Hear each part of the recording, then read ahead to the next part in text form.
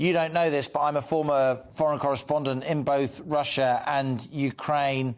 I've long understood how important those wheat markets, those commodity markets, those agricultural markets are in your fantastic country for Western food prices.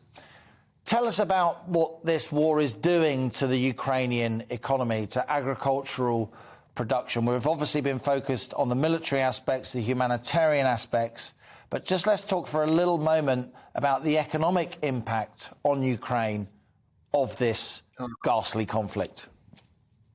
Thank you for your good question, and thank you for having me. Yes, the war is impacting heavily Ukrainians, and experts, the analysts, they say Ukraine will lose almost the half of its GDP this year, and more than 70% of the people will live below the poverty line so far.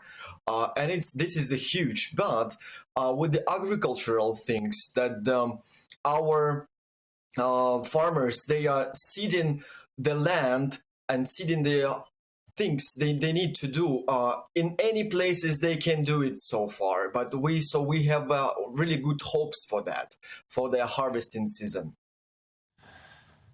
Of course, the humanitarian aspect, the economic collapse in Ukraine will have a humanitarian knock-on effect in terms of poverty and deprivation, people losing their homes. A lot of people in the West, a lot of people in the UK, believe you me, are concerned about those humanitarian impacts.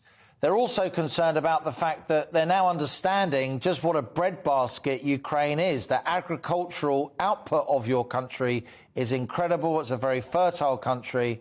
But it strikes me now, Alexander, that a lot of people who should be sowing and harvesting crops for export, that sowing and harvesting is not going on, whether it's sunflower oil, whether it's potatoes, whether it's a whole host of other crops that Ukraine has exported in such huge volumes to the world over many years.